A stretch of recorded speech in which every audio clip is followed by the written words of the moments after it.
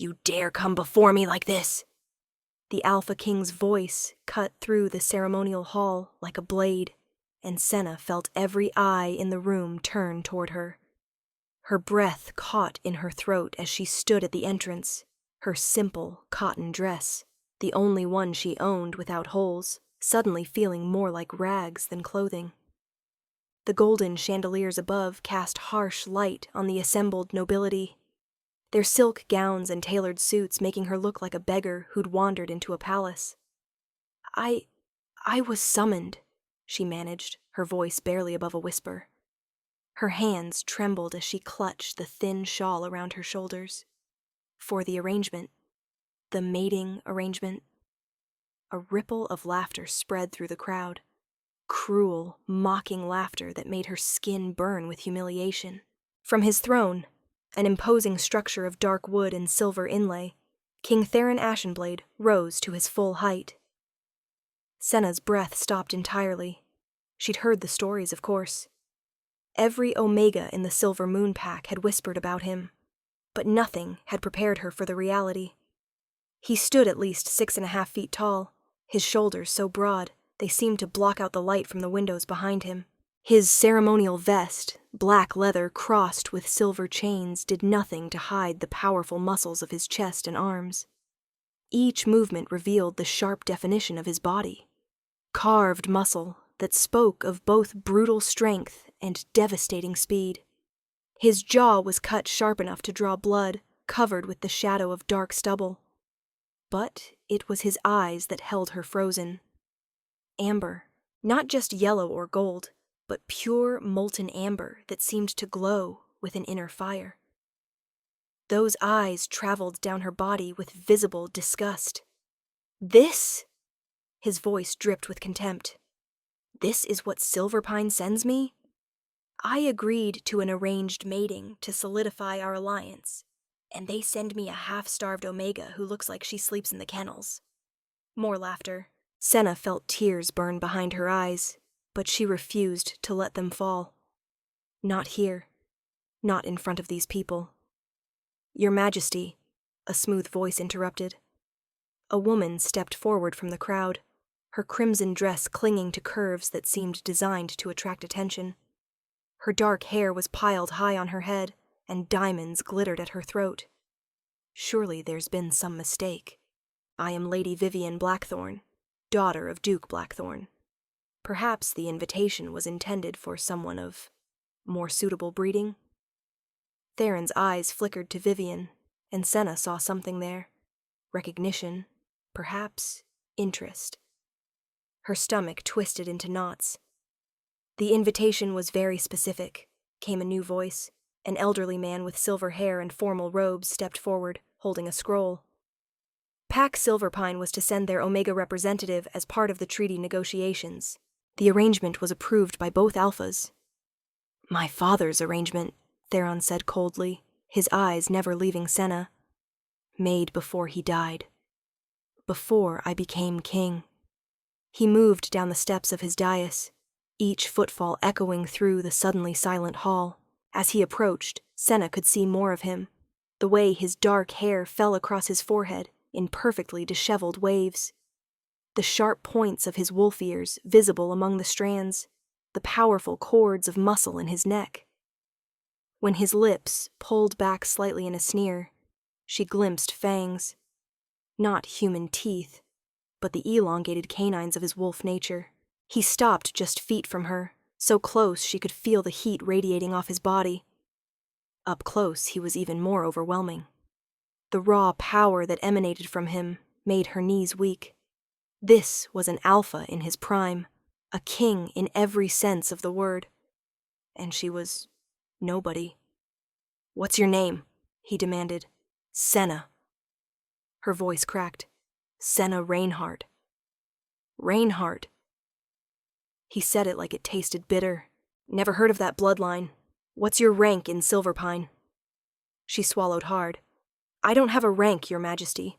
I work in the pack kitchens. The hall erupted. Not just laughter now, but outraged whispers and shocked exclamations. Someone actually gasped. Senna wanted the floor to open up and swallow her whole. A kitchen servant. Theron's expression was unreadable now, his amber eyes studying her with an intensity that made her feel like prey. They sent me a kitchen servant for a royal mating arrangement.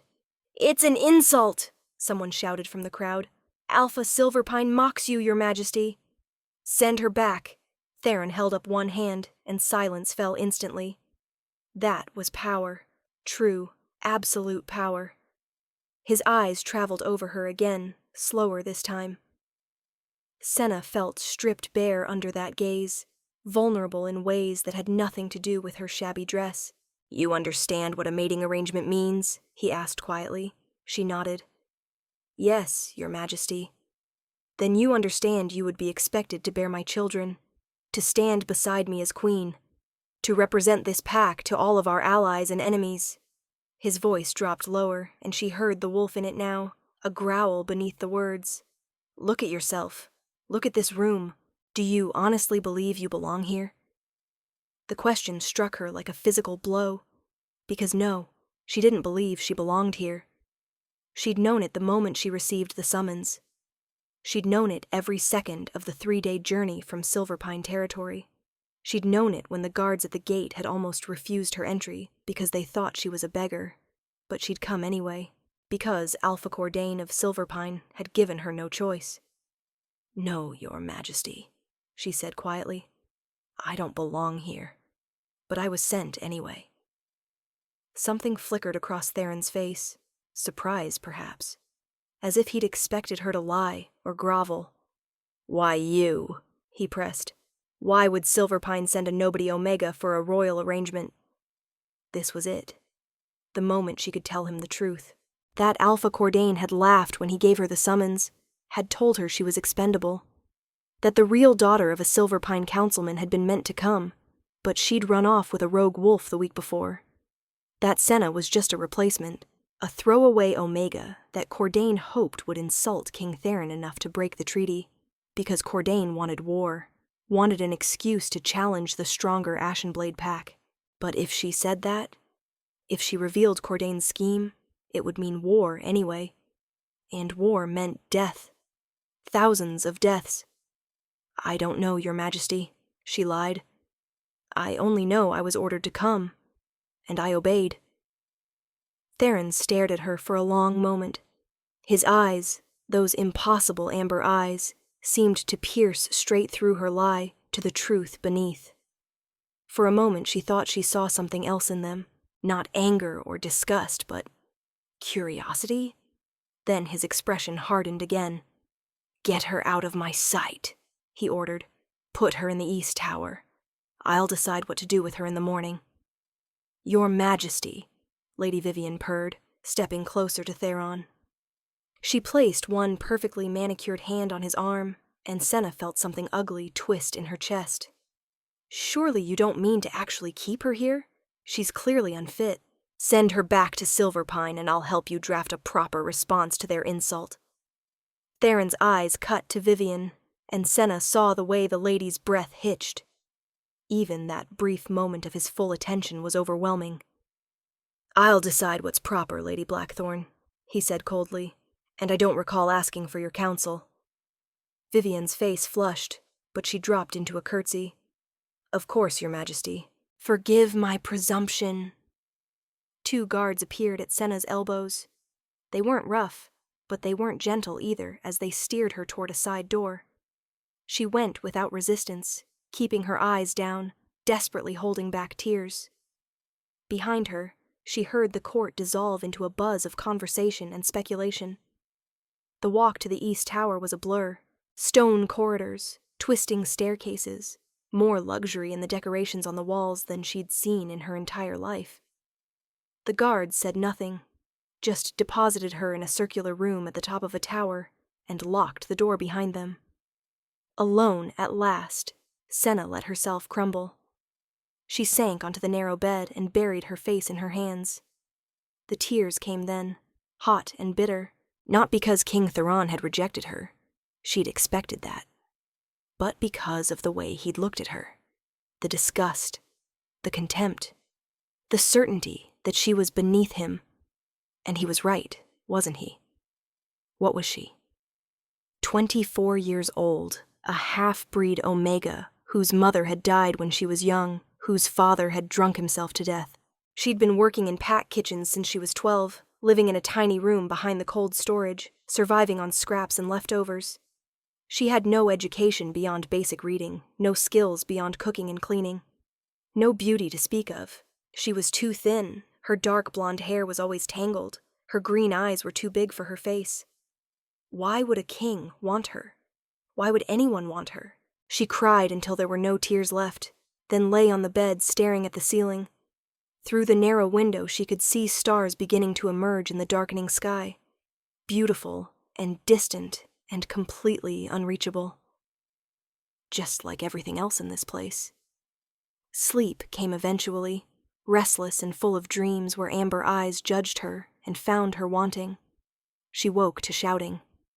At first she thought she was still dreaming, but the shouts were too real, too close. And beneath them she heard something else, a sound that made her blood run cold. Howls. Not the ceremonial howls of pack gatherings, but the savage howls of wolves in attack. Senna threw herself out of bed and ran to the window. Dawn was just breaking, painting the sky in shades of red and gold.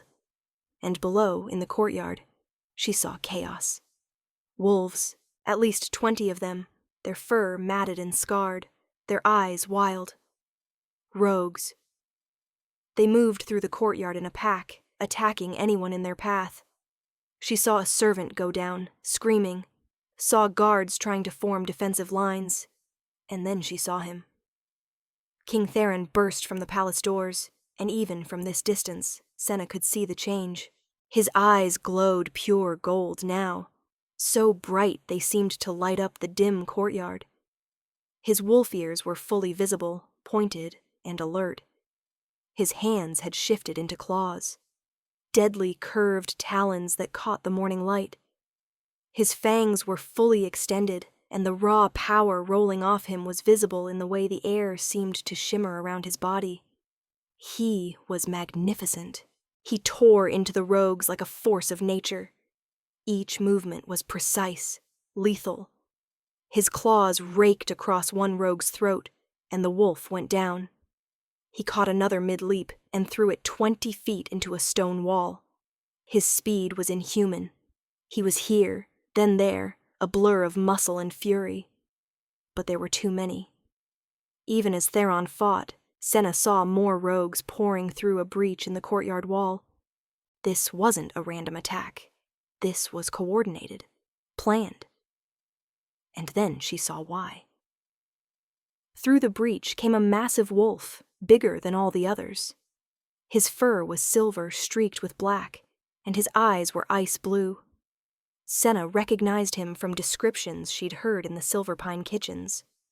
Valdris the Scarred, a rogue alpha who'd been exiled 10 years ago for trying to overthrow King Theron's father.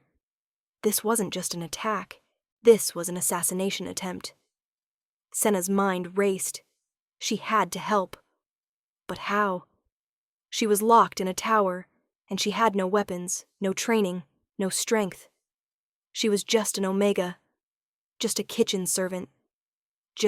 Her eyes fell on the bed, on the heavy wooden frame, on the iron bands that reinforced the posts.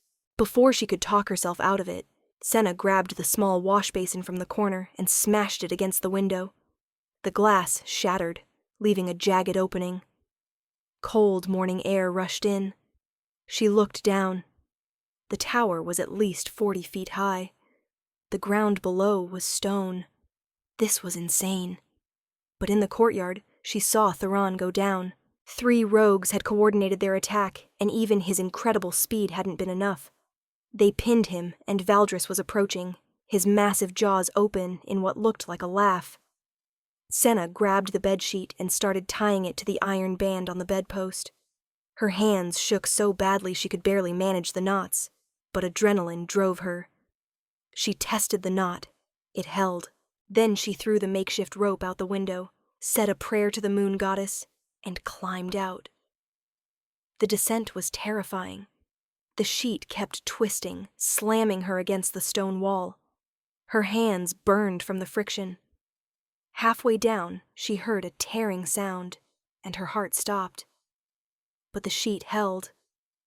When she was 10 feet from the ground, the sheet ran out. She looked down at the hard stone courtyard and thought about broken legs and crushed bones. Then she heard Theron roar in pain. Senna let go. She hit the ground hard, rolling instinctively. Pain shot through her shoulder and hip, but nothing felt broken. She staggered to her feet and looked around wildly.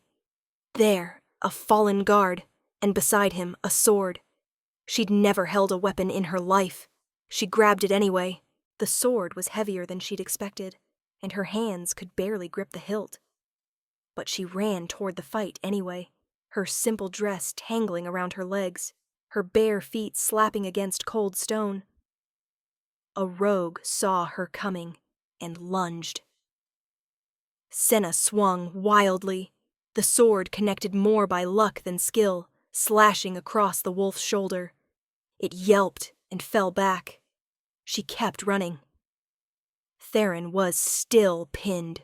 Blood matted his dark hair and stained his torn shirt. Valdris stood over him, savoring the moment, clearly planning to make the kill slow and public. "Hey!" The shout came from Senna's throat before she could stop it. Every wolf in the courtyard turned toward her. She must have looked insane. A tiny Omega in a torn dress, holding a sword she could barely lift, her tangled hair wild around her face, her green eyes blazing with something that wasn't courage, but pure, desperate terror. Valdris's ice-blue eyes fixed on her, and then he laughed, the sound coming out as a huffing growl. "What's this?" His voice was rough, barely human. "Has the mighty Alpha King fallen so far that Omegas fight his battles?" "Leave him alone," Senna said. The sword shook in her hands. She was going to die. She knew she was going to die, but maybe, just maybe, she could distract them long enough for Theron to recover. "Bold words, little Omega!" Valdris took a step toward her. The rogues holding Theron adjusted their grip, keeping him pinned but turning to watch the entertainment. "Do you even know how to use that sword?" "No," Senna admitted, "but I bet it hurts the same either way." Valdris lunged. Senna swung. She missed completely. Valdris was far too fast, but in missing, she overbalanced and fell backward. The sword flew from her hands and clattered across the stone. Valdris loomed over her, his massive wolf form blocking out the rising sun. She could smell blood on his breath, could see the scars that crisscrossed his muzzle. This close, he was even more terrifying. His claws extended toward her throat. And then something slammed into him from the side with such force that both bodies went rolling across the courtyard. Theron! He'd somehow broken free, and now he fought with a fury that Senna had never seen. His eyes were pure, burning gold, his body moving so fast he seemed to blur. Blood streaked his face and chest, but he didn't seem to notice. His claws found Valdris's throat, and the rogue Alpha let out a howl of pain. The other rogues converged on them. Senna scrambled to her feet, searching for the fallen sword. She found it, hefted it again. A rogue came at her from the left. She swung, missed, but the wild arc was enough to make it hesitate. That hesitation was fatal. One of the palace guards, finally rallying, put an arrow through its skull. The fight seemed to last hours, but probably only took minutes. Theron fought like something beyond mortal, like the king of wolves he was born to be. Valdris was strong and experienced, but Theron was fighting for his kingdom, for his people. He glanced once at Senna, just a fraction of a second, and something passed between them. Something she couldn't name. Then Theron's claws found Valdris's heart. The massive rogue went down with a sound between a howl and a sigh. The remaining rogues, seeing their leader dead, broke and ran. Palace guards pursued, cutting them down or driving them back through the breach in the wall. Silence fell over the courtyard. A terrible silence, broken only by moans from the wounded and the ragged breathing of survivors. Theron stood over Valdris's body, his chest heaving, blood dripping from a dozen wounds. Slowly, his wolf features receded. The glow left his eyes, returning them to that impossible amber. His claws retracted back to human hands. Only his ears remained partially shifted, and his fangs still showed when he breathed. He turned to look at Senna. She stood there, sword still clutched in her shaking hands, her dress torn and bloody, her face pale with shock.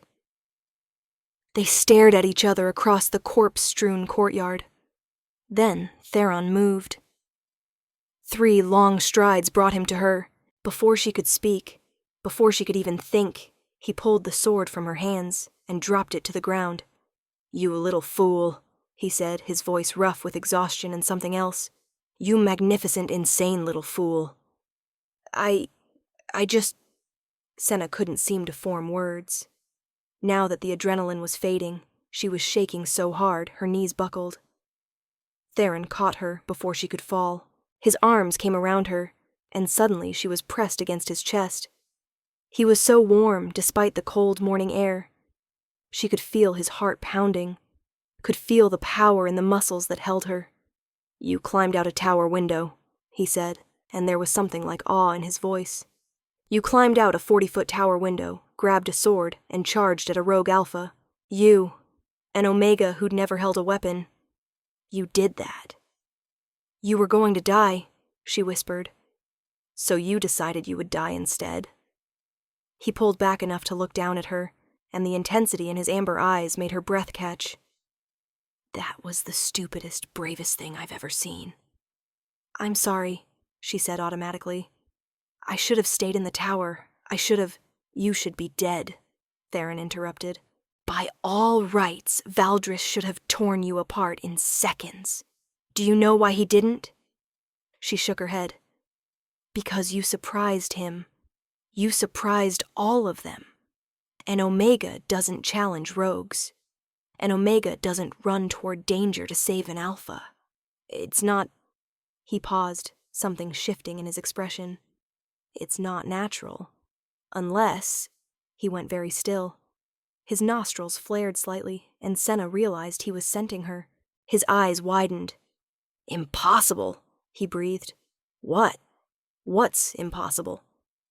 But Theron was already pulling away from her, turning to the assembled guards and servants who were beginning to emerge from their hiding places. His voice, when he spoke, carried across the entire courtyard with absolute authority. "Hear me, all of you. This Omega, Senna Reinhardt, saved her king's life today. She showed courage that would shame most alphas I know. She is to be treated with the respect she deserves. Anyone who mocks her, anyone who questions her worth, will answer to me personally. Is that understood?" A murmur of assent rippled through the crowd. Senna felt her face burning. This was too much, too fast. Yesterday he'd looked at her with disgust, and now, "Your Majesty." Lady Vivian's voice cut through the moment. She stood at the palace entrance, her red dress immaculate, her expression one of calculated concern. "How wonderful that you're safe. Though I must say, it seems convenient that rogues attacked the very night a suspicious Omega arrived from a rival pack." The implication hung in the air like poison. Theron's expression went cold. "What are you suggesting, Lady Blackthorn?" "Only that perhaps we should investigate how the rogues knew exactly when to breach the walls. How they knew exactly where your chambers were located." Vivian's eyes slid to Senna, "and whether any messages were sent to them recently." Other nobles were nodding now. Senna felt ice flow through her veins. This couldn't be happening. She'd just saved him, and now they thought, "Enough." Theron's voice cracked like a whip. "I will not hear baseless accusations against someone who nearly died defending me. If you want to investigate something, Lady Blackthorn, investigate how rogues penetrated our supposedly impenetrable defenses. Start with your father's company. They built the wall that was breached." Vivian's face went white. "Your Majesty, You're dismissed, all of you." Theron waved his hand imperiously. "Clear the courtyard. Attend to the wounded.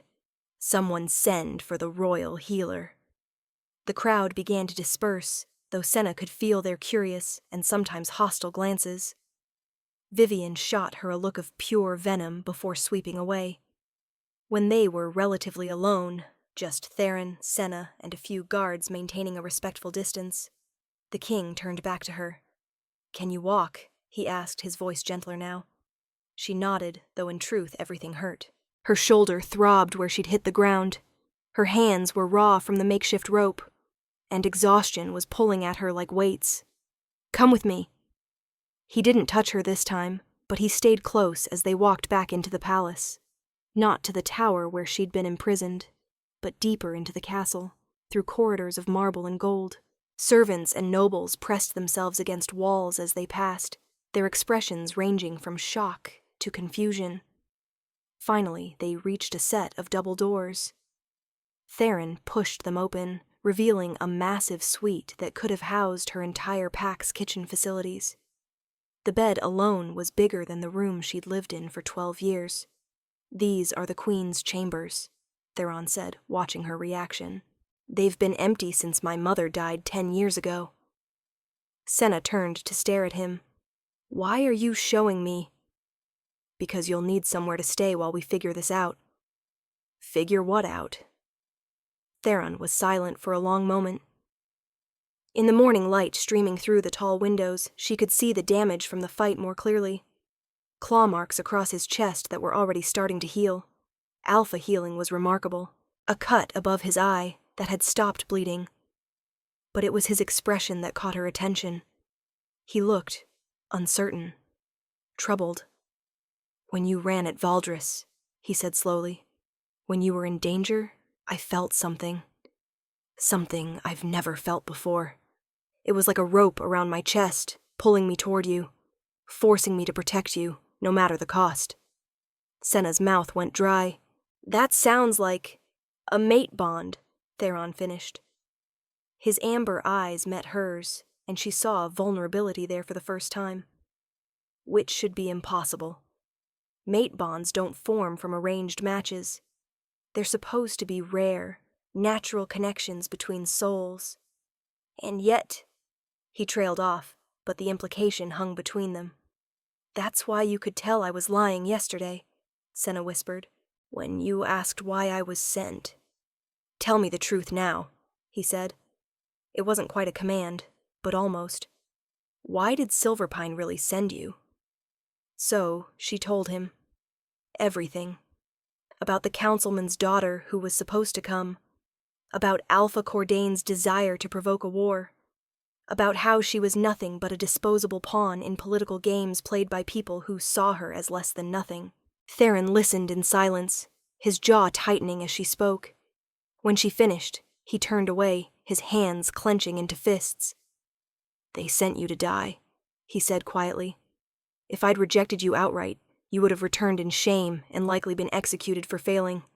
If I'd accepted you, they expected me to be so disgusted by the insult that I'd declare war. Either way, you were just a sacrifice." "Yes," Senna said. There was no point denying it. "And you knew this? Before you came here, you knew?" "Yes."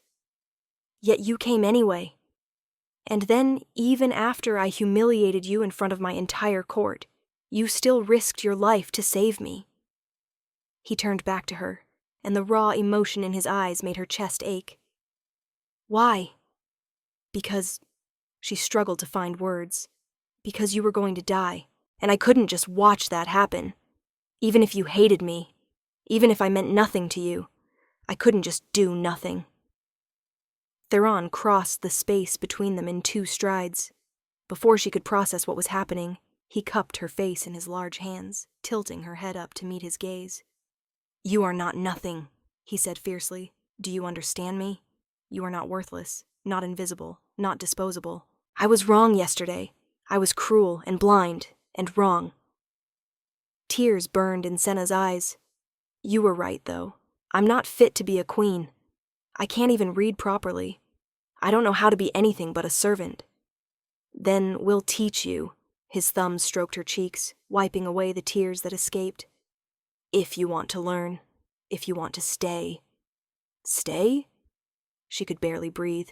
You mean as my mate, my true mate, if the moon goddess is kind. His expression softened. I won't force you, Senna. I know I have no right to ask, not after how I treated you, but the bond is there. I feel it, and I think you feel it too. She did. That was the terrifying part. From the moment she'd seen him in danger, something had awakened inside her, a certainty that his life mattered more than her own, a desperate need to keep him safe. And now, with his hands on her face, with his amber eyes looking at her like she was something precious. I'm scared, she admitted. Of me? Of everything. Of failing. Of not being enough. Of... She took a shaky breath. Of wanting this too much. Something in Theron's expression shifted, softened into something that looked almost like tenderness. Then we'll be scared together. Because I'm terrified too. I never expected to find my true mate. I'd resigned myself to a political marriage, to a practical partnership. But you, he smiled, and it transformed his entire face. You climbed out a window and charged at monsters to save me.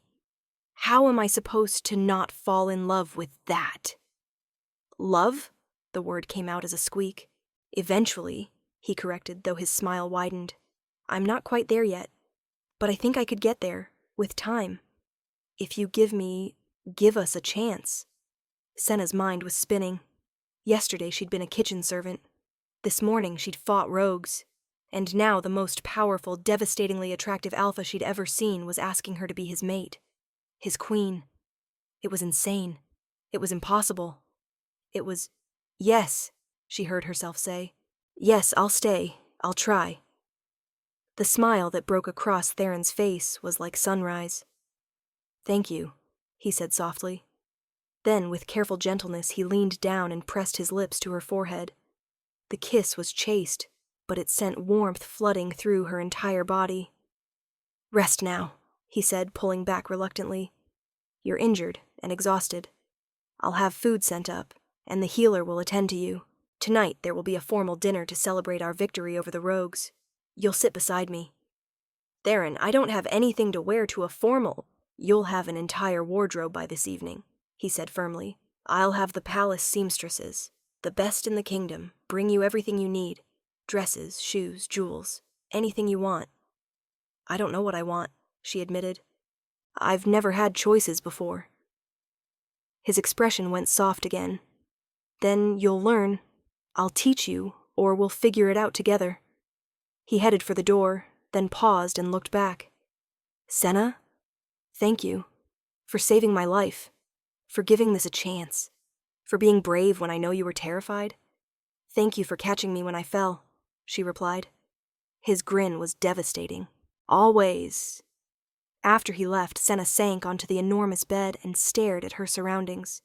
Silk sheets, velvet curtains, a ceiling painted with stars and moons. This was her room now. These were her chambers. She was going to be queen. The thought should have been terrifying. But instead, with the memory of Theron's amber eyes still warming her, she felt something she'd never felt before. Hope. The rest of the day passed in a blur of activity. The royal healer, a kindly elderly woman named Maris, tended to her injuries with swift efficiency and healing salves that made the pain fade to dull aches. The seamstresses arrived in a chattering flock, taking measurements and holding up fabrics in every color imaginable. Senna tried to pay attention, tried to have opinions, but it was all so overwhelming. The king says you're to have whatever you desire, my lady, the head seamstress said. She was a round woman with clever eyes and gentle hands. What colors do you prefer? I don't know, Senna admitted. I've only ever had brown or gray. The seamstresses exchanged glances that might have been pitying, but they were kind about it. Then we'll make you a rainbow, the head seamstress declared. Every color until you find your favorites. They worked through the afternoon, and by evening, Senna had an array of dresses to choose from. She selected one in deep emerald green because the seamstress said it matched her eyes. The dress was simple compared to what she'd seen the noble ladies wearing, but to her it was the most beautiful thing she'd ever owned. It had long sleeves and a modest neckline, flowing fabric that made her feel less like a servant and more like someone. A maid arrived to help with her hair, brushing out the tangles and pinning it into an elegant style that left soft curls framing her face. When Senna finally looked in the mirror, she barely recognized herself. "You look beautiful, my lady," the maid said softly. Senna wasn't sure she'd go that far, but she looked different. Not like a kitchen servant.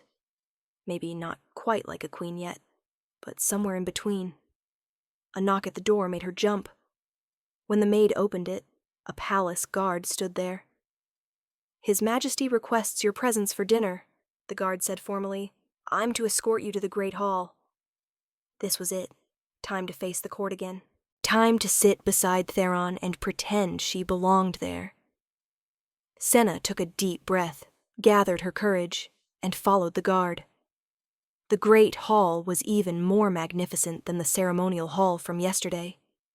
Long tables stretched the length of the room, laden with more food than Senna had ever seen in one place. Hundreds of candles cast golden light over everything, and the assembled nobility wore their finest clothes. Conversations fell silent as Senna entered. Every eye turned to her. She wanted to run, wanted to hide. But then she saw him. Theron stood at the head table, and the sight of him drove every other thought from her mind. He'd changed into formal attire. Black leather pants that showcased his powerful legs, tall boots, and a deep blue jacket that matched his kingdom's colors.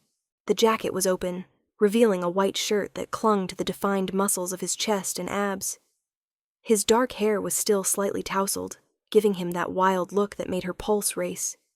And his amber eyes, they were fixed on her with an intensity that made heat rush through her body. He smiled, not the cold, contemptuous expression from yesterday, but a real smile that reached his eyes and made him even more devastatingly handsome. "Senna," he said, his deep voice carrying across the silent hall. "Come." She walked toward him on shaking legs, aware of every whisper, every stare. But Theron never looked away from her, and somehow that made it bearable. When she reached him, he took her hand and raised it to his lips. The kiss was formal, appropriate for public, but the warmth in his eyes promised more. "You look beautiful," he murmured, low enough that only she could hear. "You look," she struggled for words. "Really, really good." His grin widened, showing a hint of those sharp canines. "Really, really good? I'll take it." He led her to the seat beside his at the head table. As she sat, she noticed Lady Vivian at a table nearby, her expression frozen in a polite smile that didn't reach her eyes. Theron remained standing. He raised one hand and silence fell completely. "Members of my court," he began, his voice resonating with authority. "Today we faced an attack from rogues led by the exile Valdris. Many fought bravely to defend our home, and we honor their courage. But one person's actions stand above all others." He turned to Senna, and she felt her face flame. Senna Reinhardt, an Omega with no training and no weapons, saw her king in danger and chose to act. She climbed from a tower window, armed herself, and charged into battle against enemies that should have killed her in seconds. Her courage bought me the time I needed to recover and defeat Valdris. Without her, I would be dead. Our kingdom would be leaderless, vulnerable to our enemies. Murmurs rippled through the crowd. Senna couldn't tell if they were approving or not. "Some of you have questioned her worth," Theron continued, and his voice took on an edge. "You've questioned why she was sent here, what she could possibly offer. Let me be clear. Senna Reinhardt has proven herself more valuable than any of you. She put her life on the line for a king who had shown her nothing but cruelty. That is true courage. That is true nobility. Not the kind that comes from bloodlines, but the kind that comes from character." He picked up a goblet and raised it high. "I propose we officially welcome Senna as my chosen mate and your future queen. All in favor?" The hall erupted. Not in cheers. Not entirely. There was applause, yes, but also shocked exclamations and clear disapproval from some quarters. Lady Vivian's face had gone white, and several of the older nobles looked scandalized, but there were also genuine smiles. The head seamstress, standing with the servants along the wall, was beaming.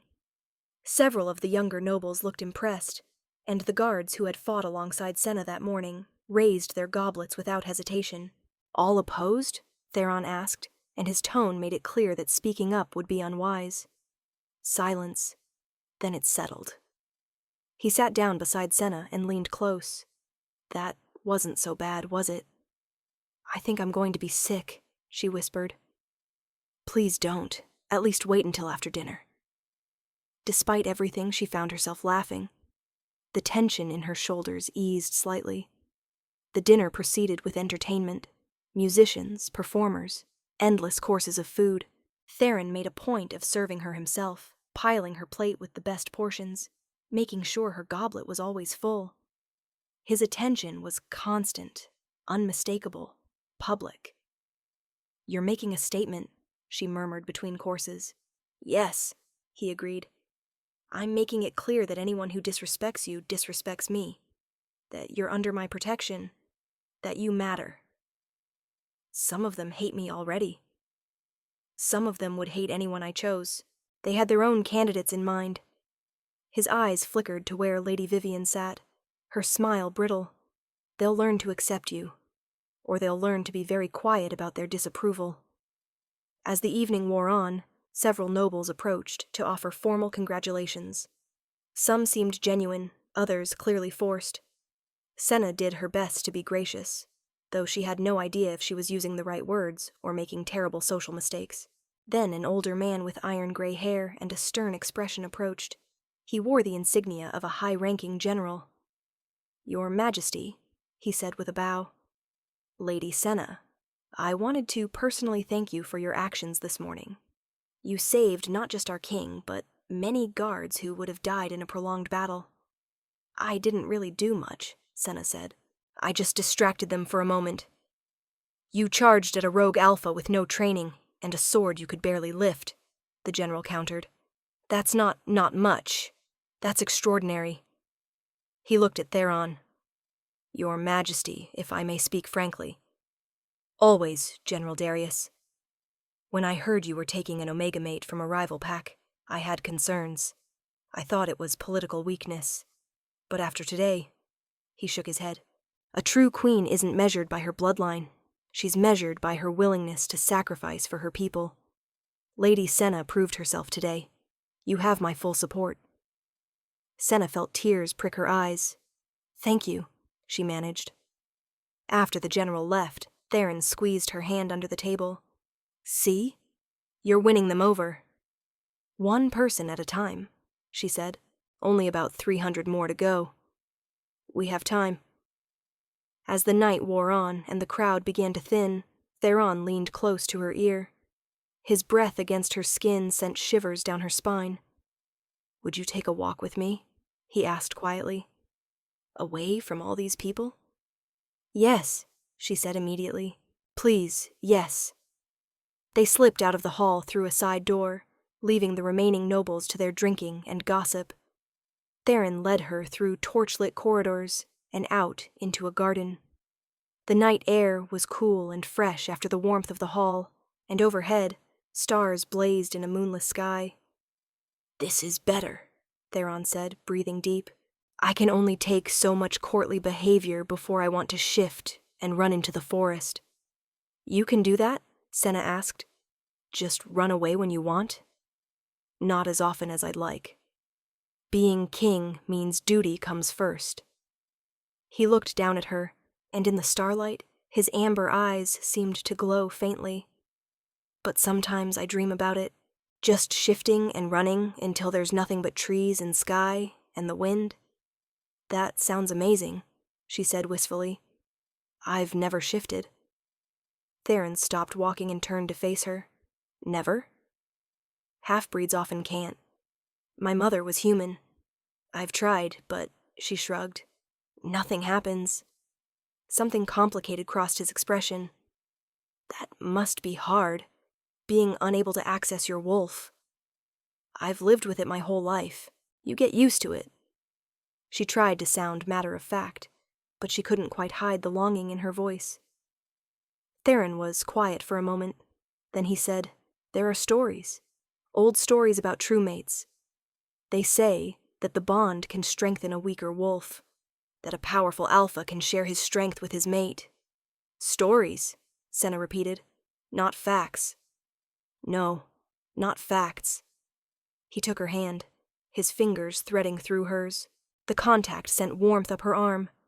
"But if we are true mates, if the bond completes, maybe we could try. Later, when the bond is stronger." The hope that flickered in her chest was almost painful. To shift. To feel what it was like to run on 4 legs, to have the enhanced senses and strength of a wolf. She'd dreamed of it since childhood. "I'd like that," she whispered. They walked in comfortable silence through the garden. It was strange, Senna thought, how natural this felt. How easy it was to be with him when they were alone. None of the awkwardness she'd feared, none of the intimidation. "Just peace. Tell me about your life," Theron said eventually, "before you came here.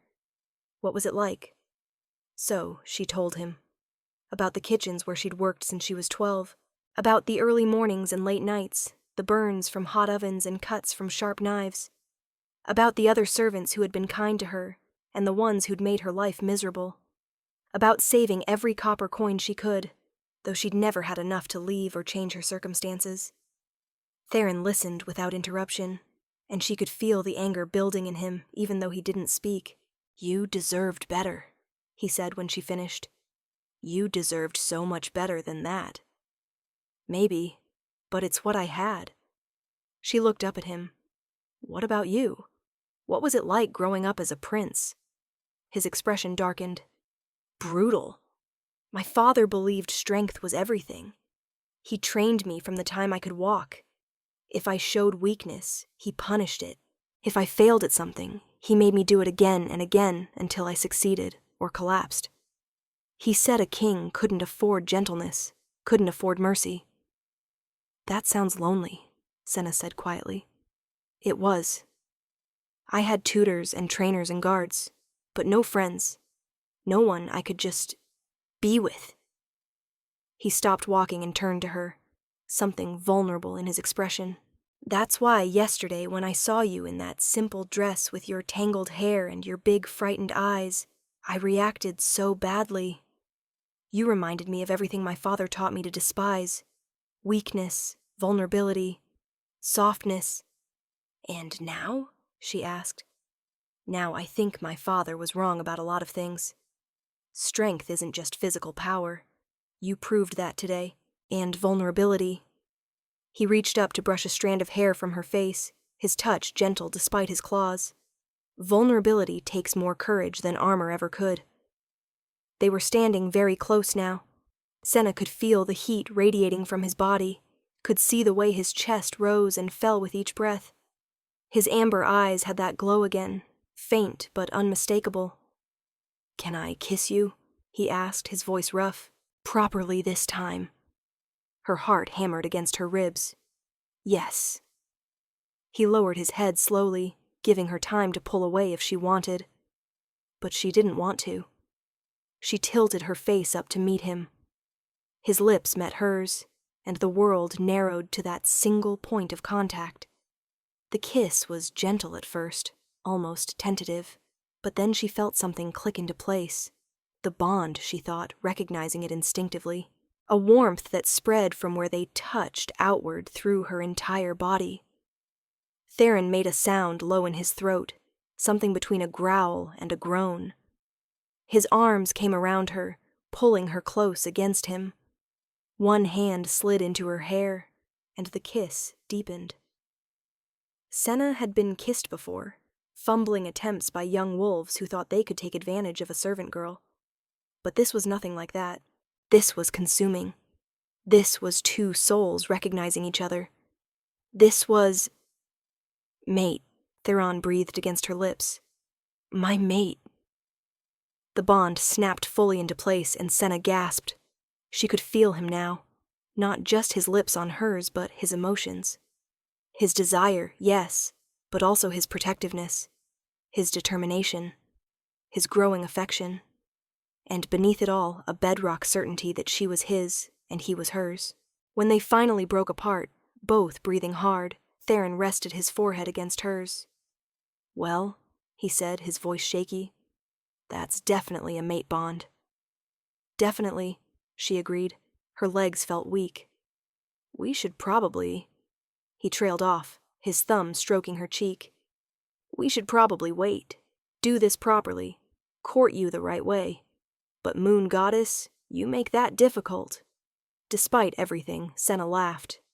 "I make it difficult. You're the one who looks like—" She gestured vaguely at all of him. "Like that." "Like what?" "Like you were carved by artists who wanted to create the perfect male form." His grin was wicked. "You think I'm perfect?" "I think you're devastatingly attractive, and you know it." "Maybe, but I think you're beautiful, and you don't believe it at all." His expression grew serious. "I'm going to spend however long it takes convincing you." They stood there in the garden for a while longer, just holding each other. The bond hummed between them, warm and right. Finally, reluctantly, Theron stepped back. "I should return you to your chambers. It's late, and you need rest. Tomorrow, we have a lot to do." "Like what?" "Like sending a message to Alpha Cordain," Theron said, and there was an edge to his voice now. "He sent you here to die. That requires a response." Senna's stomach clenched. "You're not going to declare war, are you?" "No, but I am going to make it very clear that his plan failed, that you're under my protection now, that if he ever tries to use you as a pawn again, he'll answer to me personally." His eyes glowed briefly. "And I'm going to renegotiate our treaty, with much less favorable terms for Silverpine." "He'll be furious." "Good. He should be." Theron took her hand and began leading her back toward the palace. "But that's tomorrow's problem. Tonight you need to sleep. And eat. Have you eaten enough? You barely touched dinner." "I was too nervous." "I'll have food sent to your room." They reached her chambers, and at the door, Theron pulled her close once more. This kiss was softer, sweeter. A promise, rather than a claim. "Sleep well, my brave Omega," he murmured. "Dream of better things." "What will you dream of?" she asked. "You." His smile was genuine, tender. "I'll dream of you." After he left, Senna leaned against the closed door, her heart still racing. She could feel the bond even through the wood and stone between them, a gentle tug that let her know exactly where he was in the palace. She was mated to an alpha king. She was going to be a queen. It should have been terrifying. But instead, as she changed into the soft nightgown that had been left for her and climbed into the massive bed, she felt something that had eluded her for most of her life. She felt safe. The next few weeks passed in a whirlwind. Theron kept his promise. He sent a formal message to Alpha Cordain, informing him that Senna was now the Alpha King's mate and under his absolute protection. The message also included new treaty terms, less favorable to Silverpine. Cordain had no choice but to accept. Senna spent her days learning. Theron assigned her tutors for reading and writing, for pack history and politics, for etiquette and formal behavior.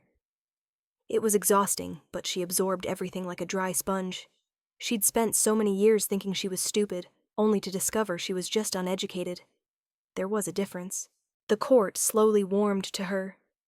General Darius became an unexpected ally, as did several of the younger nobles who seemed to appreciate having a queen who hadn't been raised in privileged circles. The seamstresses adored her, and the kitchen staff, when they learned she'd worked in kitchens herself, claimed her as one of their own. Lady Vivian remained coldly polite, but she no longer openly challenged Senna. Theron had made his choice clear, and to oppose the king's mate was to oppose the king himself. And Theron was everything Senna had never dared dream of. He was patient with her learning, praised her progress, and never made her feel inferior. He courted her properly, with walks in the garden, and quiet dinners and long conversations that lasted into the night. He showed her the parts of himself he kept hidden from the court. His humor, his gentleness, his secret love of terrible jokes. The bond between them grew stronger every day. Sometimes Senna would be in her lessons and feel a pulse of affection through the bond, and she'd know Theron was thinking of her. Sometimes she'd wake in the middle of the night, feeling his contentment, and know he was reading in his study, at peace. They kissed often, but Theron held to his promise to do things properly. He wanted to give her time to adjust, to be sure. Even though the bond between them made it clear that this was right, that they were meant for each other.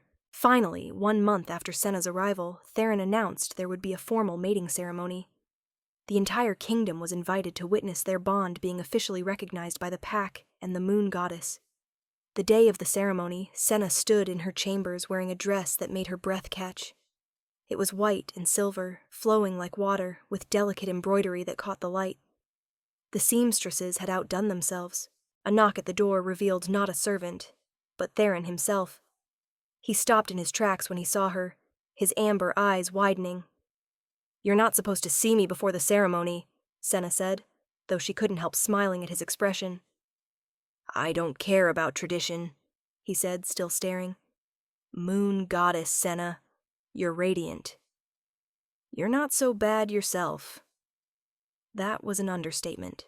He wore formal black and blue, his jacket emphasizing his broad shoulders and powerful build. His dark hair was styled, but still had that tousled look she loved. And his eyes burned with barely contained emotion. "I brought you something." He held out a small box. "I wanted to give it to you before the ceremony, in private." Inside the box was a necklace, a simple silver chain with a pendant shaped like a crescent moon. But it was the inscription on the back that made tears spring to her eyes. "For the Omega who climbed from towers and charged at monsters," she read aloud. "My brave, beautiful, impossible mate." "I had it made to remember that first day," Theron said softly. "When you saved my life. When you changed everything." "Theron!" She couldn't find words adequate for what she felt. He took the necklace and fastened it around her neck, his fingers brushing her skin and sending shivers through her. Then he turned her to face him. "I love you," he said simply. "I should have told you before, but I wanted to wait for the right moment. And this is it. I love you, Senna. Your courage, your kindness, your determination. The way you see the good in people. The way you laugh at my terrible jokes. Everything. I love you too," she whispered. "I think I started loving you the moment you caught me when I fell. Not in the courtyard. Every time since. Every time I've stumbled or doubted or been afraid, you've been there to catch me." They kissed, deep and passionate, the bond between them singing with joy. When they finally pulled apart, Theron rested his forehead against hers. "Ready to become a queen?" "Ready to become yours," she corrected. The ceremony was held in the palace's great hall, packed with hundreds of witnesses. Senna walked down the aisle between them, and this time she held her head high. She wasn't the frightened Omega who'd arrived a month ago. She was still learning, still growing, but she was no longer ashamed of who she was. Theron waited for her at the altar, and the smile on his face was pure joy. The pack priest performed the traditional bonding ritual, words spoken in the old language, promises made before the moon goddess. Senna felt the bond deepen as they spoke their vows, felt it become something permanent and unbreakable. When the priest pronounced them formally mated, Theron pulled her into his arms and kissed her in front of everyone. The hall erupted in genuine cheers this time, even from some of the nobles who'd been most skeptical. "My queen," Theron murmured against her lips. "My mate. Mine." "Yours," she agreed. "Always yours." That night, in the privacy of their shared chambers, Senna had moved into the king's suite after the ceremony. They completed the bond fully. It was tender and passionate and overwhelming, and when it was done, Senna lay in Theron's arms, feeling more complete than she ever had in her life. "I can feel everything," she whispered, her hand over the spot where his heartbeat echoed through the bond. "Your emotions, your presence. It's like you're part of me now." "I am part of you," he said, pressing a kiss to her hair. "And you're part of me. That's what true mates are." "Do you think," she hesitated, "do you think we could try? What you mentioned before? About sharing strength? The shifting?" Theron pulled back to look at her. "Now? I feel so connected to you right now. Through the bond. If it's ever going to work, maybe it would be now." He considered, then nodded slowly. "All right. Let's try." They moved to the center of the room, and Theron took both her hands in his. "Close your eyes," he instructed. "Feel the bond. Follow it toward me, and then let me share what I am with you." Senna closed her eyes and concentrated. The bond thrummed between them, and she followed it like a thread. She felt Theron's presence, his strength, his wolf. It was massive and powerful, barely contained. And then she felt him opening something, a door, a passage. His strength flowed through the bond toward her. Something shifted inside Senna. Something that had always been dormant stirred to life. She gasped as power flooded through her. Not her own power, but borrowed from her mate. Her bones began to change, her body shifting in ways it never had before. "That's it," Theron encouraged. "Let it happen. I've got you." The shift was painful. First shifts always were, but Theron's strength carried her through it. And then she was standing on 4 legs, looking up at the world from a lower angle. She'd shifted. She was a wolf. Theron shifted too, his transformation smooth and practiced. His wolf form was massive, black fur with silver highlights, amber eyes still glowing.